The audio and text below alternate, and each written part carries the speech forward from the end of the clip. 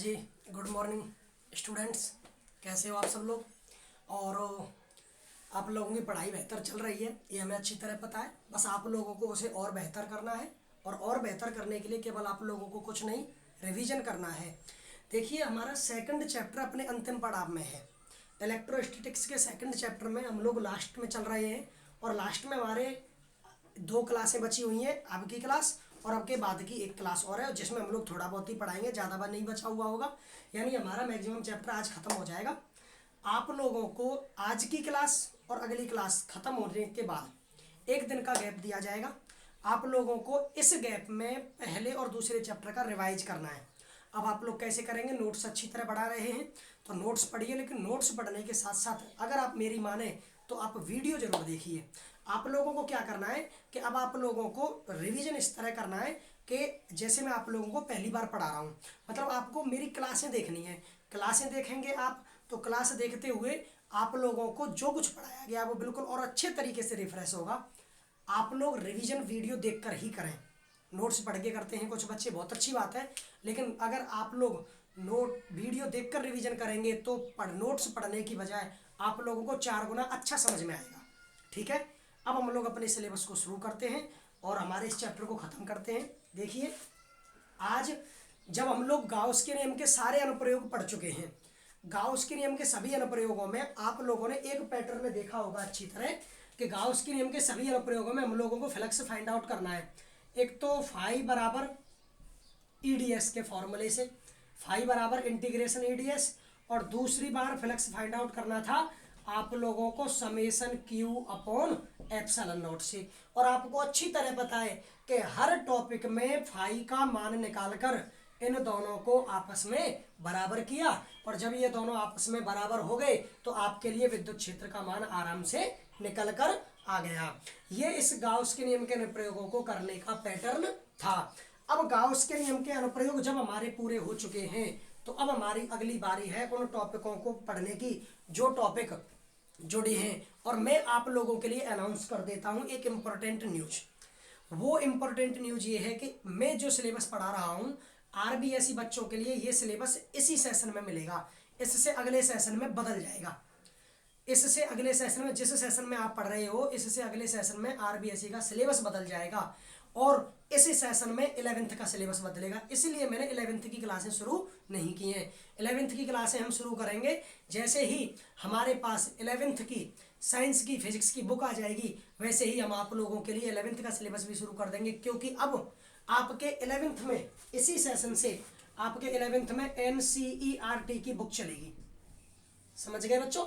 NCERT की book चलेगी अब इस बार से, यानी 2020 और 2021 के सेशन में आप लोगों को जो आरबीएसई की बुक पढ़ाई जाने रही थी पहले, वो अब नहीं पढ़ाई जाएगी 11th क्लास वालों के लिए, जबकि जो 12th क्लास वाले हैं उनको इस सेशन में भी आरबीएसई ही पढ़ाई जाएगी। इसके बाद उनके लिए भी सिलेबस बदल जाएगा। तो आप लोगों के पास ये मौका है अच्छा इस सिलेबस के लास्ट सेशन में कि आप अच्छी तरह अपनी पढ़ाई करके रिजल्ट ला सकते हैं। ठीक है बच्चों, तो शुरू करते हैं। आज हमारा टॉपिक है आवेशित चालक की सतह पर बल। देखिए, मुझे जो लैंग्वेज लिखानी होती है बोल के, मैं वो आप लोगों को बोर्ड पर पहले लिख देता हूँ ताकि आप लोग बोर्ड से लिख सकते हो। उसके बाद हम लोग अपना डेरिवेशन शुरू कर देते हैं। तो देखिए, हमें पढ़ना है आवेशित चालक की सतह पर बल। मान लीजिए ये कोई चालक है, आपने इसको आवेश दिया, आप इसको आवेश देते जा रहे हो। ठीक है, तो आप एक बात बताइए, इसके पूरे पृष्ठ पर सजातीय आवेश है। पूरे पृष्ठ पर क्या है? सजातीय आवेश। तो इसका एक अल्पांश शेष भाग से आकर्षण बल अनुभव करेगा या प्रतिकर्षण बल? प्रतिकर्षण बल अनुभव करेगा। क्यों? क्योंकि आपके इस भाग पर जो आवेश है इसके शेष भाग पर भी वही आवेश है, मतलब इन दोनों भागों पर सजातीय आवेश है, तो प्रतिकर्षण बल अनुभव करेगा। जब देखिए वही चीज लिखी हुई है, जब किसी चालक पृष्ठ को आवेश दिया जाता है तो पृष्ठ का एक अल्पांश शेष भाग से प्रतिकर्षण बल अनुभव करता है, क्योंकि दोनों भागों पर सजातीय आवेश होता है। अब दोनों पर जब सजातीय आवेश है तो देखिए, चलिए इसका डायग्राम बनाते हैं। मान लीजिए ये कोई आपका चालक है। ओके, इस चालक को आप लोगों ने आवेश दिया, इस चालक को आप लोगों ने आवेशित किया। अब इस चालक को आवेश दिया और आप लोगों ने इसका एक अल्पांश ले लिया ए और बी। इसका एक अल्पांश क्या लिया आपने, ए बी। तो आप ही बताइए ये वाला अल्पांश शेष अल्पांश से आकर्षण बल अनुभव करेगा या प्रतिकर्षण बल, प्रतिकर्षण बल अनुभव करेगा। और आज के टॉपिक आप लोगों को बेहद धीमे तरीके से समझने हैं, याद रखें। तो ए बी जो भाग है वो शेष भाग, जैसे मान लीजिए शेष भाग है ए सी बी, ए सी और बी, इस भाग से प्रतिकर्षण बल अनुभव करेगा। और प्रतिकर्षण बल अनुभव इसलिए करेगा क्योंकि इस भाग पर भी धनावेश है और शेष भाग पर भी धनावेश है। जब आवेश समान है तो प्रतिकर्षण बल अनुभव करेगा। और बल है वहीं पर दाब होता है, क्योंकि दाब बराबर बल बटे क्षेत्रफल, और पृष्ठ है तो क्षेत्रफल है ही। आपका ये पृष्ठ है तो क्षेत्रफल है ही, और दाब बराबर होता है बल बटे क्षेत्रफल। तो आप लोगों को जब देखा कि यहाँ पर एक प्रतिकर्षण बल लग रहा है तो यहाँ पर एक दाब भी लगेगा। तो देखिए इस बल के कारण पृष्ठ बाहर की ओर, पृष्ठ बाहर की ओर, क्योंकि आप बताइए ये भाग इसको प्रतिकर्षित करेगा, ये भाग इसको, तो ये भाग इसको प्रतिकर्षित करेगा तो इधर इधर प्रतिकर्षित करेगा, तो इस पर दाब कहाँ की ओर लगा, बाहर की ओर। जब ये भाग इसको प्रतिकर्षित करेगा तो ऐसे करेगा, ये अल्पांश इसको प्रतिकर्षित करेगा तो ऐसे करेगा। तो इस पृष्ठ पर भी बाहर की ओर दाब है और इस अल्पांश पर भी बाहर की ओर दाब है। इसका मतलब ये आपके अल्पांश बाहर की ओर एक दाब का अनुभव करते हैं, जिसे हम लोग क्या कहते हैं, विद्युत दाब, जिसे हम लोग क्या कहते हैं, विद्युत दाब। तो देखिए माना चालक का पृष्ठीय आवेश घनत्व सिग्मा है, चालक के अंदर एवं बाहर दो बिंदु P1 और P2 की कल्पना की गई।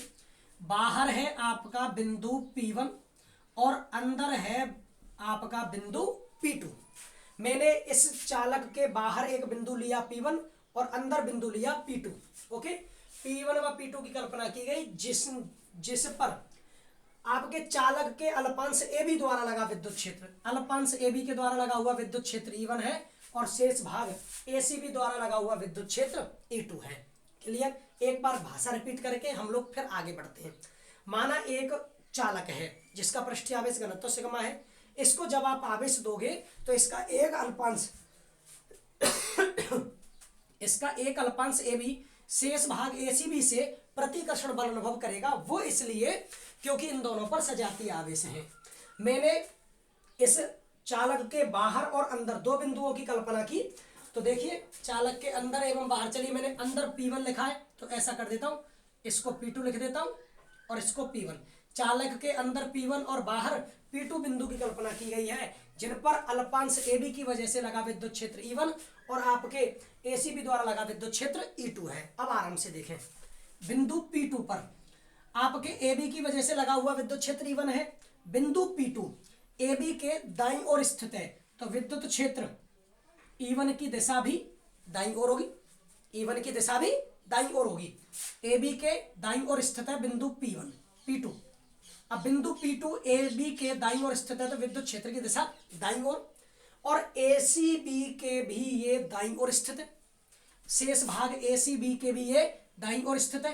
तो इसकी वजह से भी विद्युत क्षेत्र E2 होगा, उसकी वजह से भी विद्युत क्षेत्र E2 इसी दिशा में होगा, क्योंकि बिंदु P2 AB और ACB दोनों की वजह से राइट साइड में होता है, दोनों की वजह से राइट साइड में है तो विद्युत क्षेत्र भी राइट साइड में।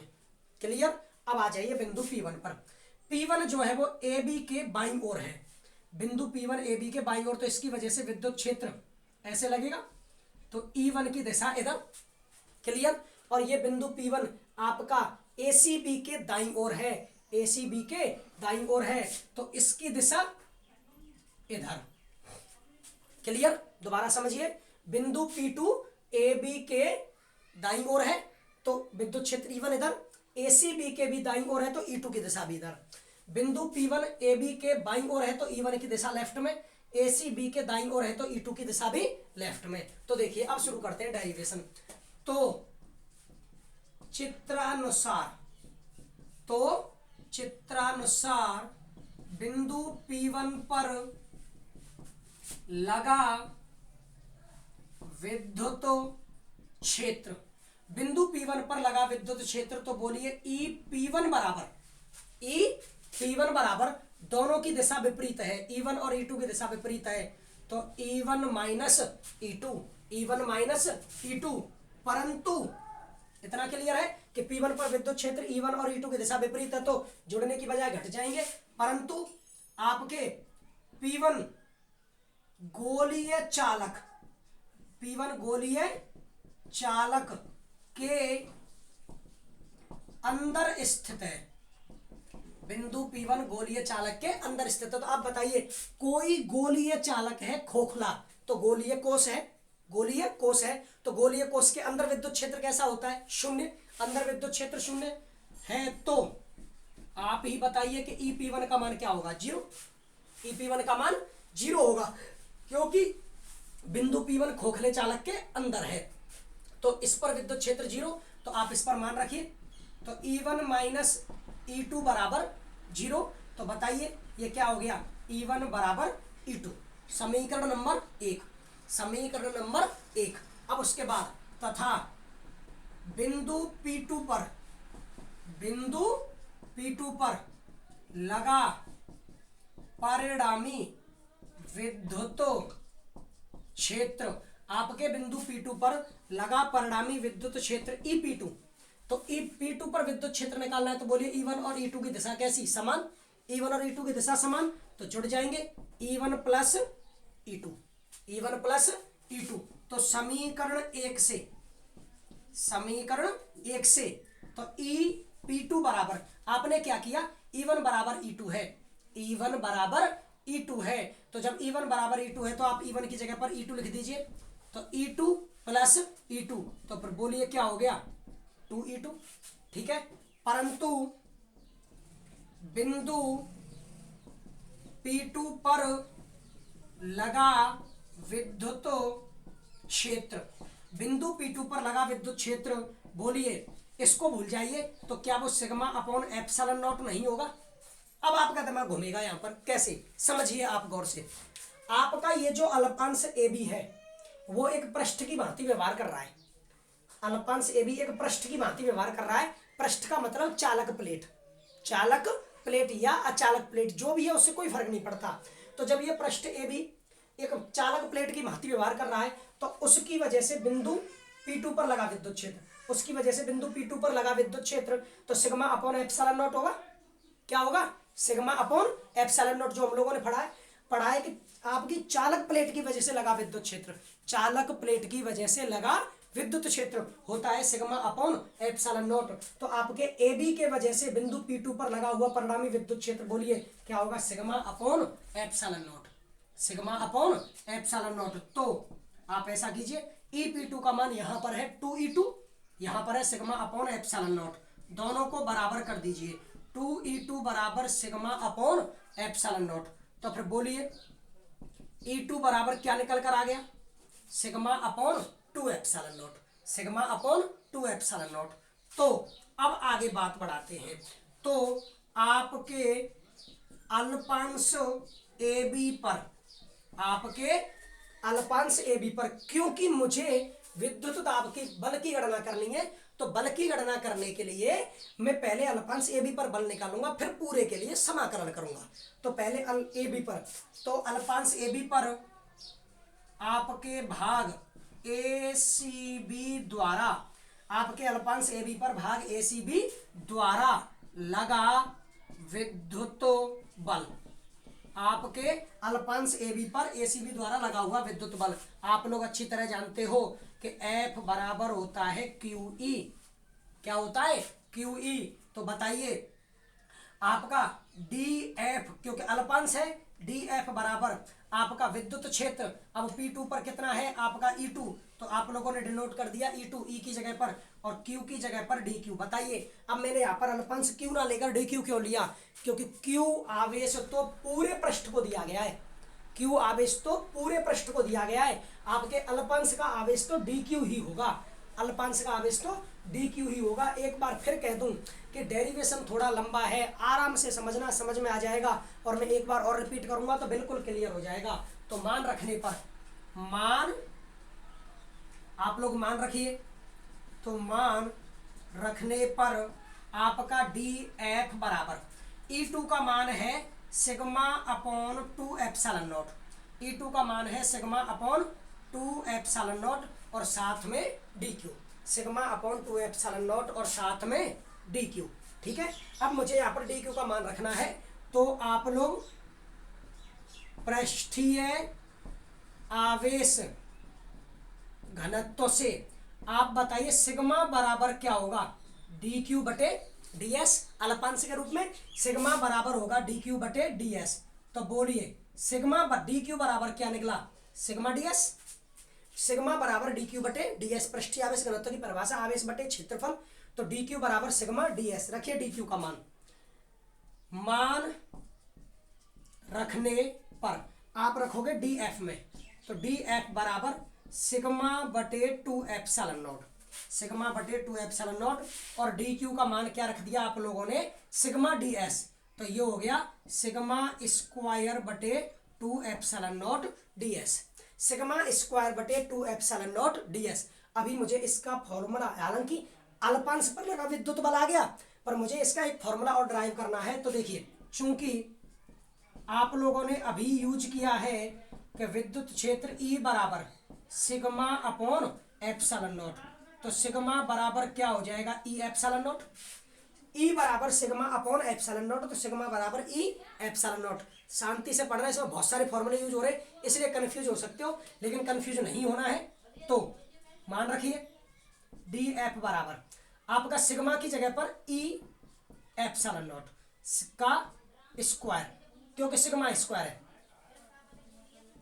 बटे 2 एप्सिलॉन नॉट और साथ में DS, बटे 2 एप्सिलॉन नॉट और साथ में DS। तो DF बराबर देखिए E square epsilon not square बटे 2 एप्सिलॉन नॉट और साथ में DS, एक एप्सिलॉन नॉट से एक एप्सिलॉन नॉट कट गया, तो आपका DF का मान, DF का मान बोलिए क्या निकला, एक एप्सिलॉन नॉट बचा है और नीचे 2 है, तो 1/2 एप्सिलॉन नॉट E स्क्वायर और साथ में DS, 1/2 epsilon not E square और साथ में DS। क्लियर है?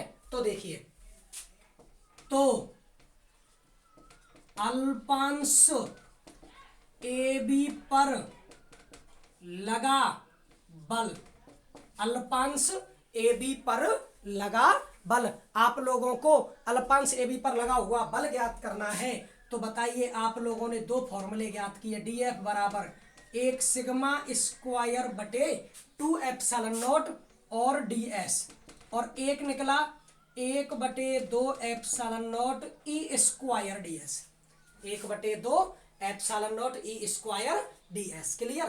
तो संपूर्ण, अब अल्पांश का निकल आया तो संपूर्ण का निकालेंगे, तो संपूर्ण पृष्ठ पर लगा विद्युत बल, संपूर्ण पृष्ठ पर लगा विद्युत बल, आप लोगों को परिणामी बल निकालना है। तो बताइए, आप अल्प बल का क्या करेंगे, समाकलन, अल्प बल का क्या करेंगे, समाकलन। अब अल्पांश से टोटल का निकालना है, तो समाकलन, तो परिणामी विद्युत बल F बराबर बोलिए इंटीग्रेशन आपका सिग्मा स्क्वायर बटे 2 एप्सिलॉन नॉट और DS, या फिर integration 1/2 epsilon not E square DS। Clear है बच्चों? ये आपका निकला आपके संपूर्ण पृष्ठ पर लगा हुआ विद्युत बल, संपूर्ण पृष्ठ पर लगा हुआ विद्युत बल। तो देखिए, अब एक चीज और बढ़ा देते हैं, अब हम लोग गणना करते हैं किसकी, इस विद्युत दाब की, तथा आपके चालक पृष्ठ के एकांक क्षेत्रफल पर लगा बल, चालक के एकांक क्षेत्रफल पर लगा बल, यानी इसको कहेंगे विद्युत दाब। क्या कहेंगे? विद्युत दाब। तो आपका विद्युत दाब P बराबर, अब मान लीजिए आप लोगों ने बल लिया है DF, तो DF बल बटे क्षेत्रफल, तो DF बटे DS। अब जब DF बटे DS करोगे तो DS और DS कट जाएंगे, तो बताइए विद्युत दाब का फॉर्मूला क्या निकला, एक निकला सिग्मा स्क्वायर बटे 2 एप्सिलॉन नॉट, और दूसरा क्या निकला 1/2 epsilon not E square, 1/2 epsilon nought E square, क्योंकि दोनों फॉर्मूलों में जब आप ds का डिवाइड करोगे तो ds से ds कट जाएगा, तो विद्युत दाब के भी कितने फॉर्मूले निकले, 2 सिग्मा स्क्वायर बटे 2 एप्सिलॉन नॉट और 1/2 epsilon nought E square. Clear है? अब आराम से बिना किसी जल्दीबाजी के आप लोग पूरे टॉपिक को एक बार दोबारा समझिए। क्लियर? तो चलिए शुरू करते हैं। हमें किसी चालक की सतह पर विद्युत बल की गणना करनी है। जब हमें किसी चालक की सतह पर विद्युत बल की गणना करनी है तो मैंने एक चालक ले लिया, जिसको आवेश दिया तो पूरे पृष्ठ पर एक समान आवेश फैल जाएगा। ठीक है, इसका पृष्ठीय आवेश घनत्व तो सिग्मा है। जब एक जैसा आवेश है तो इसमें मैंने अल्पांश लिया ए बी, तो ये अल्पांश ए बी शेष भाग ए सी बी से प्रतिकर्षण बल अनुभव करेगा, क्योंकि दोनों पर सजातीय आवेश है। प्रतिकर्षण बल की वजह से ये भाग इसको बाहर की ओर फेंकेगा तो इस पर भी बल बाहर की ओर लगा, ये अल्पांश भी इसको बाहर की ओर फेंकेगा प्रतिकर्षण के कारण, तो इस पर भी बल बाहर की ओर लगा, यानी इन पर बाहर की ओर एक बल यानी दाब का अनुभव किया जाता है, जिसे क्या कहते हैं, विद्युत दाब। अब मैंने क्या किया, इस चालक के अंदर और इस चालक के बाहर दो बिंदुओं की कल्पना की, P1 और P2। अब अल्पांश AB की वजह से विद्युत क्षेत्र E1 है, तो AB की वजह से P2 पर विद्युत क्षेत्र E1 इधर, क्योंकि ये इधर साइड में है अल्पांश से, और P1 अल्पांश से लेफ्ट में है, तो P1 पर E1 की दिशा इधर। शेष भाग की वजह से विद्युत क्षेत्र E2, तो आपके शेष भाग से भी P2 राइट में है तो E2 की दिशा भी राइट, और AB से आपका बिंदु P1, AB आपके ACB से भी बिंदु P1 राइट में है तो E2 की दिशा भी राइट। तो आप बताइए, बिंदु P1 पर विद्युत क्षेत्रों की दिशा विपरीत है तो घट गए E1 माइनस E2, लेकिन ये बिंदु P1 आपके गोलीय चालक के अंदर है, खोखला चालक है उसके अंदर है, तो अंदर तो विद्युत क्षेत्र शून्य होता है, अंदर विद्युत क्षेत्र शून्य है तो E1 माइनस E2 बराबर 0, तो E1 बराबर E2। उसके बाद अब बात करते हैं P2 की। P2 पर विद्युत क्षेत्र E1 और E2 की दिशा समान है तो जुड़ गए परिणामी विद्युत क्षेत्र के लिए। तो मैंने क्या किया, E1 की जगह पर E2 रख दिया, तो E2 प्लस E2 क्या हो गया, 2E2। अब हम लोगों ने देखा कि ये बिंदु P2 के लिए ये AB अल्पांश एक समतल पृष्ठ की भांति व्यवहार करता है, चालक प्लेट की भांति व्यवहार करता है, तो प्लेट की वजह से लगा हुआ विद्युत क्षेत्र होता है सिग्मा बटे 2 एप्सिलॉन नॉट। तो इसको इसके बराबर किया, क्योंकि ये भी EP2 का मान और ये भी EP2 का मान, दोनों को बराबर किया और E2 निकाल लिया। ठीक है, E2 का मान निकला सिग्मा बटे 2 एप्सिलॉन नॉट। इसका मतलब अल्पांश ACB की वजह से P2 पर लगने वाला विद्युत क्षेत्र E2 वो निकल कर आ गया। क्लियर? तो आपके इस भाग ACB के कारण अल्पांश AB पर लगा हुआ विद्युत बल कितना होगा, विद्युत क्षेत्र निकल कर आ गया। E2 कितना लग रहा है, अब विद्युत बल कितना होगा, तो DF बराबर EDQ, F बराबर QE से E2 DQ, E2 का मान लिखा और DQ। ठीक है, पृष्ठीय आवेश घनत्व से सिग्मा बराबर DQ बटे DS, तो DQ बराबर सिग्मा DS, सिग्मा DS को DQ की जगह पे रखा तो ये आ गया सिग्मा स्क्वायर बटे 2 एप्सिलॉन नॉट और DS। उसके बाद में विद्युत क्षेत्र का फॉर्मूला E बराबर सिग्मा, अच्छा ये बताने से पहले बता दूं, ये तो एक फॉर्मूला आया विद्युत बल का, मुझे दूसरा भी ज्ञात करना है, तो मुझे यहाँ पर सिग्मा का मान लिखना है। कहाँ से, विद्युत क्षेत्र के फॉर्मूले से, क्योंकि यहाँ पर पूरे में सिग्मा इसी विद्युत क्षेत्र के फॉर्मूले में आया। ठीक है, तो चूंकि E बराबर सिग्मा बटे एप्सिलॉन नॉट, तो सिग्मा बराबर E एप्सिलॉन नॉट रखा, एप्सिलॉन नॉट स्क्वायर, एक एप्सिलॉन नॉट से एक एप्सिलॉन नॉट कट गया, तो ये निकला 1/2 एप्सिलॉन नॉट E स्क्वायर। तो अल्पांश AB पर लगा हुआ बल कितना निकला है, DF बराबर एक फॉर्मूला निकला सिग्मा स्क्वायर बटे 2 एप्सिलॉन नॉट DS, और दूसरा निकला 1/2 epsilon not E square DS। ये तो अल्पांश पर निकला, अब पूरे पर निकालना है, संपूर्ण पृष्ठ पर लगा विद्युत बल निकालना है, तो हम लोगों ने अल्प बल का समाकलन कर दिया, तो समाकलन सिग्मा स्क्वायर बटे 2 एप्सिलॉन नॉट DS और 1/2 epsilon not E square DS। Clear? आपके संपूर्ण चालक पृष्ठ पर लगा हुआ विद्युत बल आ गया, लेकिन मुझे विद्युत दाब भी निकालना है, जिसको मैंने शुरुआत में कहा था। तो देखिए, चालक पृष्ठ के एकांक क्षेत्रफल पर लगा बल, जिसको विद्युत दाब कहते हैं, तो दाब बराबर बल बटे क्षेत्रफल, तो DF बटे DS कर दिया। तो DF बटे DS जैसे ही किया तो इन दोनों फॉर्मूलों से DS हट जाएगा, तो विद्युत दाब का फॉर्मूला क्या निकला, सिग्मा स्क्वायर बटे 2 एप्सिलॉन नॉट और 1/2 एप्सिलॉन नॉट E स्क्वायर। ये दोनों फॉर्मूले ध्यान में रख लीजिए, इनसे बहुत काम पड़ने वाला है और आगे बहुत आने वाले हैं, इससे जस्ट अगले डेरिवेशन में ही आएंगे, तो इनको ढंग से समझ लीजिए। क्लियर है? आप लोगों को मैंने इसको 2 बार समझाया है, अभी वीडियो को पॉज करके एक बार पूरा फिर पढ़ना है। क्लियर? और उसके बाद लिखना है। ठीक है, उसके बाद आप लोग अगला टॉपिक पढ़ेंगे, तो मुझे आशा है कि आप लोगों को ये टॉपिक क्लियर हो जाएगा बिल्कुल अच्छी तरह से। तो अब हम लोग अपने अगले टॉपिक की ओर चलते हैं। वीडियो पॉज करके आप लोग लिख सकते हो इसको। तो देखिए हमारे अब इस चैप्टर में दो छोटे छोटे टॉपिक बचे हुए हैं। अब दो छोटे छोटे टॉपिक बचे हुए हैं, हम उन टॉपिकों की ओर बढ़ते हैं और उन टॉपिकों की ओर बढ़ते हुए एक टॉपिक इस क्लास में कराते हैं और शेष एक टॉपिक बचेगा छोटा, यानी साबुन के आवेशित बुलबुले का संतुलन, उसको अगली क्लास में कराकर और अगली क्लास में सारे न्यूमेरिकल करवा देंगे। तो इस तरह आप लोगों का ये चैप्टर क्लियर हो जाएगा। ठीक है बच्चों, तो चलिए शुरू करते हैं। अब हमारी अगली हेडिंग है विद्युत क्षेत्र के एकांक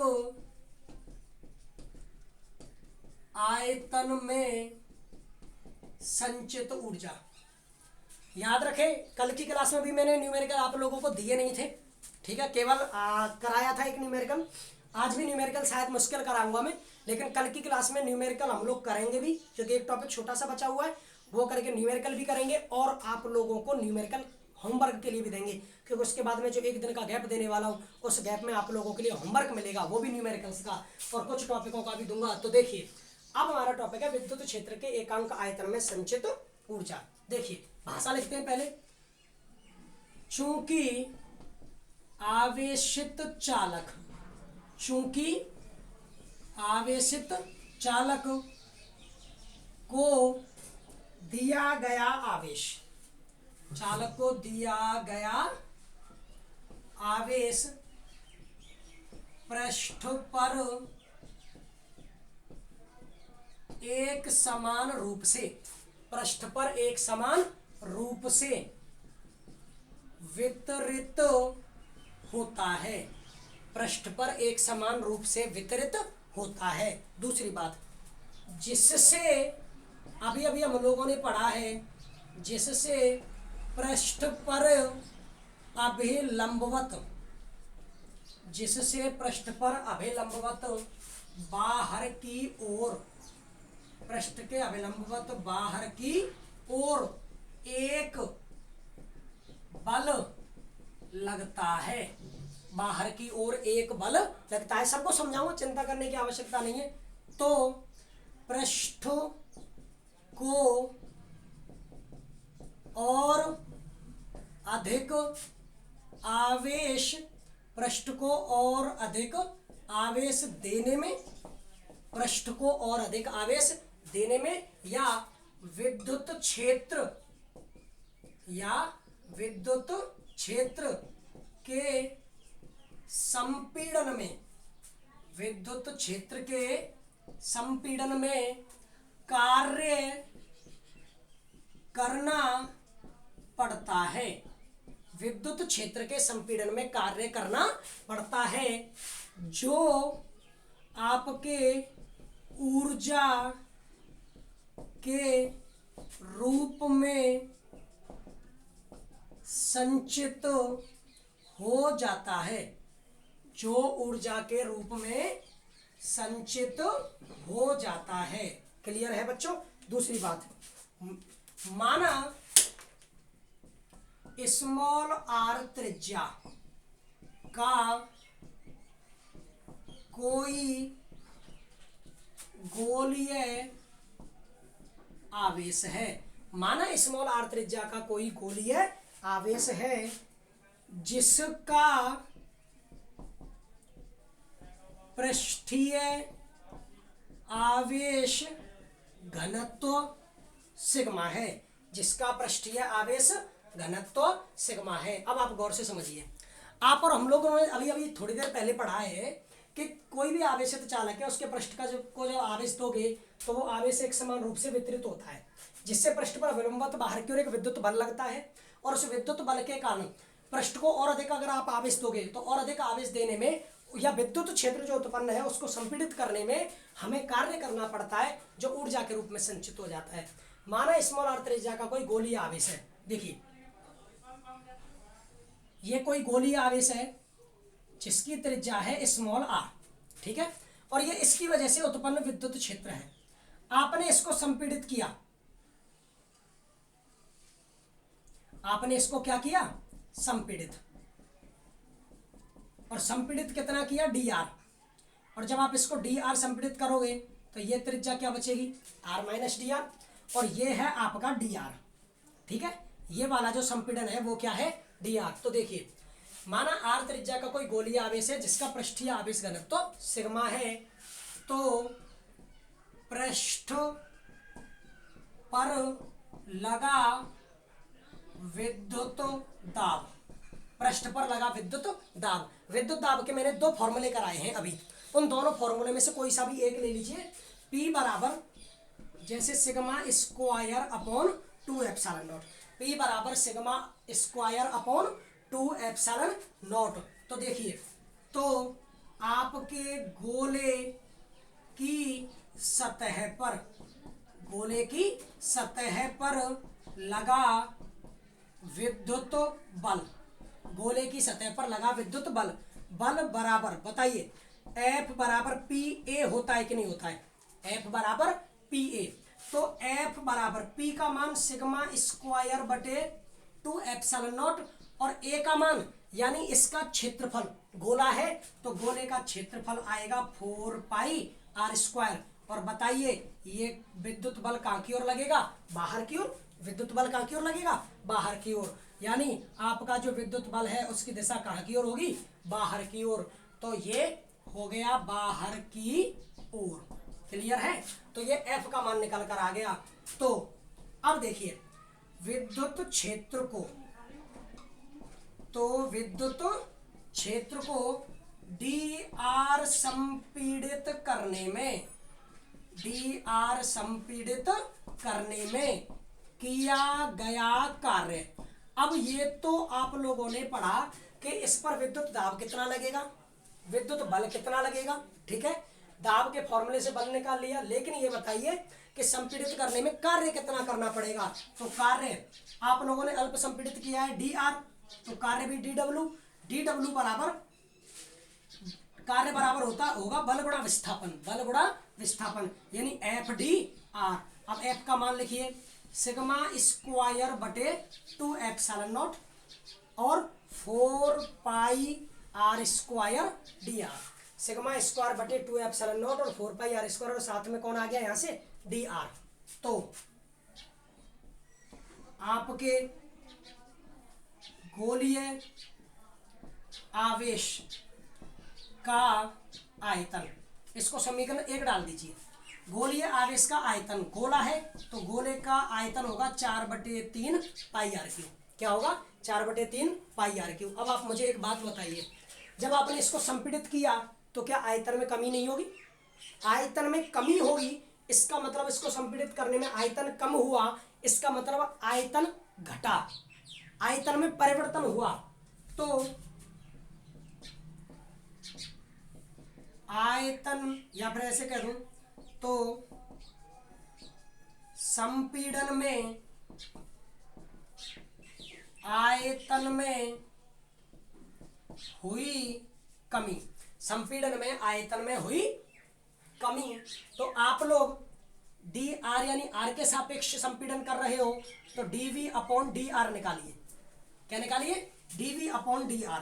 तो d बटे डी आर, या फिर मैं इधर लिख देता हूं dv अपॉन डी आर।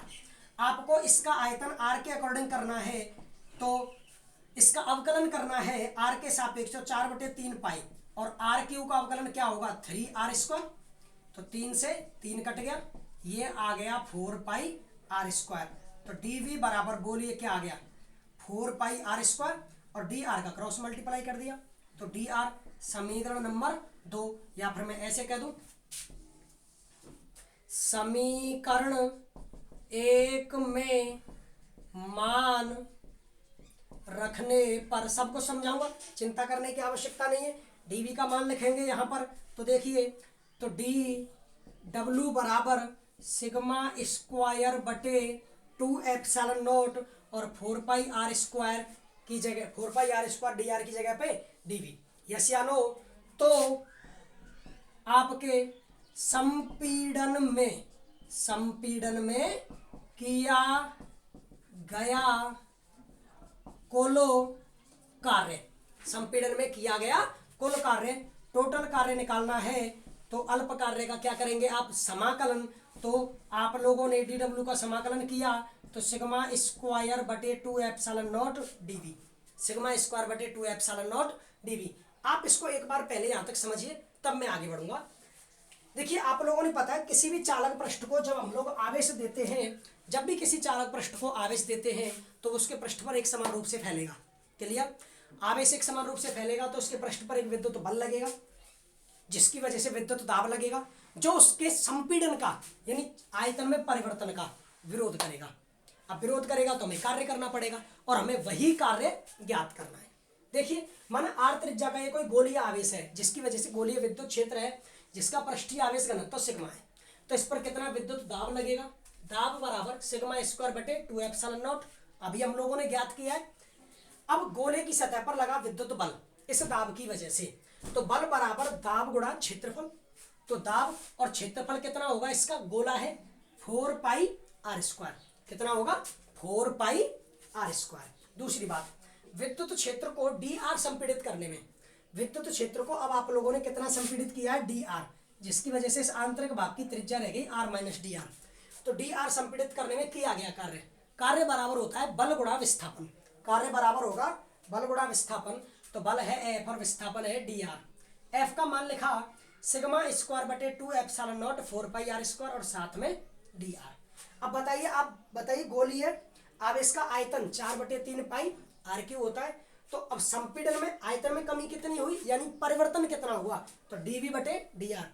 परिवर्तन को अवकलन के रूप में ही व्यक्त करते हैं, तो ये परिवर्तन हो गया डीवी बटे डी आर। इसका अवकलन किया आर के सापेक्ष, तो आर क्यू का अवकलन आर स्क्वायर, बाकी सब तो कांस्टेंट है, 3 से 3 कट गया, आर क्यू का अवकलन होगा 3 आर स्क्वायर, 3 से 3 कट गया तो 4 पाई आर स्क्वायर। तो डीवी बराबर 4 pi R square D R. इसको उठाकर मैंने इसकी जगह पे रखा, ठीक है, आपके 4 pi R square D R की जगह पे रखा। तो ये डी डब्ल्यू बराबर आया सिग्मा स्क्वायर बटे 2 एप्सिलॉन नॉट और डीवी। क्लियर? अच्छा, तो संपीड़न में ये तो अल्प कार्य था डी डब्ल्यू, कुल कार्य कितना करना पड़ेगा, उसके लिए हमें क्या पता है कितनी बार कार्य करना पड़ेगा, इसलिए हम लोगों ने समाकलन कर दिया, इंटीग्रेशन सिग्मा स्क्वायर बटे 2 एप्सिलॉन नॉट डीवी। अब आप एक बात सोचिए, यहां तक समझने के बाद अगर मैं इस विद्युत दाब का फॉर्मूला सिग्मा स्क्वायर बटे 2 एप्सिलॉन नॉट ना लेकर 1/2 एप्सिलॉन नॉट ई स्क्वायर लेता, तो ये पूरा कैलकुलेट होते होते यहाँ पर 1/2 epsilon nought E square, 1/2 epsilon nought E square, 1/2 epsilon nought E square, और यहाँ पर भी क्या था 1/2 एप्सिलॉन नॉट ई स्क्वायर और साथ में डीवी, यही आता। ओके, अब यही आ जाता तो मतलब इसके भी 2 फॉर्मूले हो गए।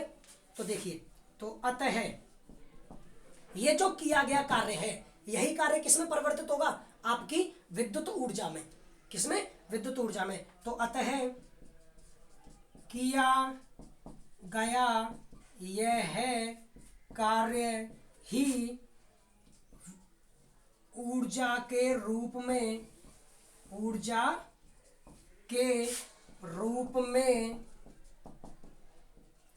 संचित हो जाता है। किया गया यह कार्य ही ऊर्जा के रूप में संचित हो जाता है, और जब यह ऊर्जा के रूप में संचित हो गया तो आपके विद्युत क्षेत्र के एकांक आयतन में संचित ऊर्जा, विद्युत क्षेत्र के एकांक आयतन में संचित ऊर्जा, तो U बराबर सिग्मा स्क्वायर बटे 2 एप्सिलॉन नॉट डीवी और 1/2 epsilon nought E square dV. ये ऊर्जा निकल कर आ गई। अभी मुझे एक चीज और निकालनी है, तथा वैसे तो परेशान हो गए होंगे इन दोनों डेरिवेशनों में कि पता नहीं क्या क्या निकालना पड़ रहा है, लेकिन पेशेंस से इसलिए क्योंकि आप लोगों को इसी सिलेबस को पढ़कर नंबर हासिल करने, याद रखना ये चीज, बोर्ड में इतनी अच्छी तरीके से मेहनत करनी है ताकि आप लोग जो एग्जाम दो तो एग्जाम में कॉपी चेक करने वाले को भी ऐसा लगे कि मैं किसी ब्रिलियंट बच्चे की कॉपी चेक कर रहा हूँ। कॉपी में लिखिए इस तरह से कि चेक करने वाला भी सोचने पर मजबूर हो जाए कि यार बच्चों में इतनी प्रतिभा कैसे हो सकती है। समझ रहे हो?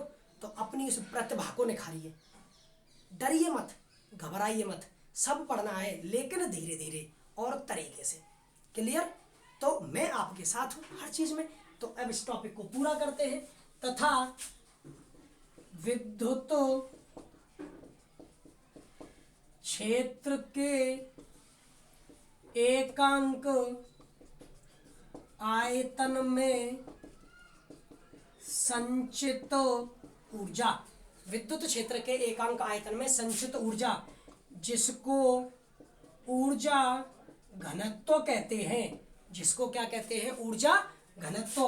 तो इसको डिनोट कर दूं मैं यूवी से, तो ये यू अपॉन, बोलिए डीवी होगा कि नहीं होगा? D U upon dV. अब डी यू अपॉन डीवी है तो डी यू को मैं डी डब्ल्यू लिख दूं, तो डी डब्ल्यू अपॉन डीवी, क्योंकि कार्य ही तो ऊर्जा में परिवर्तित हो रहा था। तो डी डब्ल्यू में डीवी का भाग दे दीजिए। तो डी डब्ल्यू ये रहा, तो डीवी का भाग देंगे तो यू भी बराबर है, डीवी का भाग दिया तो बोलिए क्या बच गया? सिग्मा स्क्वायर बटे 2 एप्सिलॉन नॉट। और ये नहीं होगा तो दूसरा कौन सा फॉर्मूला होगा? 1/2 epsilon nought E square. Clear है? 1/2 एप्सिलॉन नॉट ई स्क्वायर। तो अब आप अपना दिमाग लगाइए कि जो विद्युत दाब का फॉर्मूला आया था, जो विद्युत दाब का फॉर्मूला आया था वही ऊर्जा घनत्व का है या नहीं है? जो विद्युत दाब का फॉर्मूला आया था, ये देखिए, जो विद्युत दाब का फॉर्मूला है वही किसका फॉर्मूला है? ऊर्जा घनत्व का। क्लियर है? एक बार से मैं और रिपीट करता हूं, आराम से समझिए। हम लोगों को विद्युत क्षेत्र के एकांक आयतन में संचित ऊर्जा निकालनी है। माना ये r त्रिज्या का विद्युत क्षेत्र है, तो इस विद्युत क्षेत्र की वजह से बाहर की ओर इस पृष्ठ पर, आवेश के पृष्ठ पर विद्युत दाब लगेगा। कितना? सिग्मा स्क्वायर बटे 2 एप्सिलॉन नॉट है, 1/2 एप्सिलॉन नॉट स्क्वायर। दाब से मैंने ये पता लगाया कि विद्युत बल कितना लगेगा, बल बराबर दाब गुणा क्षेत्रफल। क्लियर? अब मैंने इसको dr संपीड़ित किया। कितना संपीड़ित किया? dr। तो dr संपीड़न में मुझे कार्य करना पड़ेगा, तो dr का हम लोगों ने गुणा कर दिया। कार्य बराबर बल गुणा विस्थापन।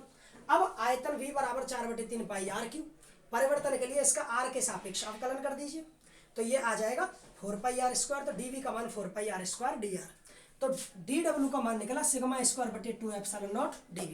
टोटल कार्य के लिए इंटीग्रेशन कर दिया। ठीक है? अगर मैं ये फॉर्मूला नहीं लेता तो 1/2 एप्सिलॉन नॉट ई स्क्वायर रहता, तो ये फॉर्मूला आ जाता। अब यही कार्य किसके रूप में संचित हो जाता है? विद्युत ऊर्जा के रूप में। यही कार्य किसके रूप में संचित हो जाता है?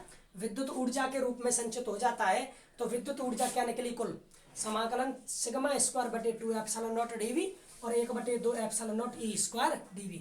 और ऊर्जा घनत्व हमें निकालना है, तो आपके का ऊर्जा में आयतन का भाग दे दिया, क्योंकि ऊर्जा घनत्व बराबर होगा ऊर्जा बटे आयतन। ऊर्जा बटे आयतन, तो ऊर्जा बटे आयतन यानी ऊर्जा ही कार्य है, तो कार्य बटे आयतन। तो dw में dv का भाग दिया तो dv से dv कट जाएगा, तो सिग्मा स्क्वायर बटे 2 एप्सिलॉन नॉट और 1/2 एप्सिलॉन नॉट ई स्क्वायर।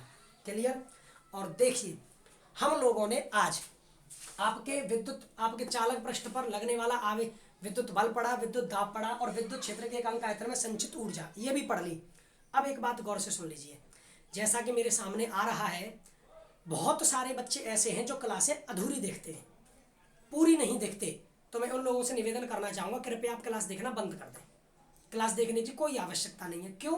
क्योंकि आप लोग क्लास पूरी नहीं देखोगे तो आपके समझ में कुछ भी नहीं आएगा, क्रेडिट मेरा खराब होगा।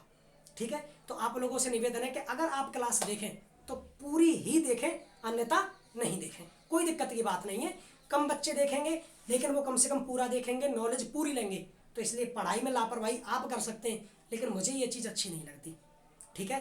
कि कोई भी मेरा स्टूडेंट पढ़ाई में लापरवाही करे, आधी अधूरी क्लासें देखे, ऐसे लापरवाही पढ़ाई में कोई नहीं करता। और खासकर साइंस का बच्चा इतना लापरवाह नहीं होता, साइंस स्ट्रीम का बच्चा इतना लापरवाह बिल्कुल नहीं होता कि वो आधी अधूरी क्लासें देखकर अपना टाइम काम चलाए। ठीक है बच्चों? तो मैं आप लोगों से आशा करता हूं कि आप लोग पूरी क्लासें देखेंगे, ढंग से पढ़ेंगे और ढंग से पढ़कर हमारे चैनल को ज़्यादा से ज़्यादा शेयर करेंगे, ताकि और बच्चे भी इसका लाभ उठा सकें। आप हमें इतना तो सपोर्ट कर ही सकते हैं। ठीक है बच्चों? धन्यवाद।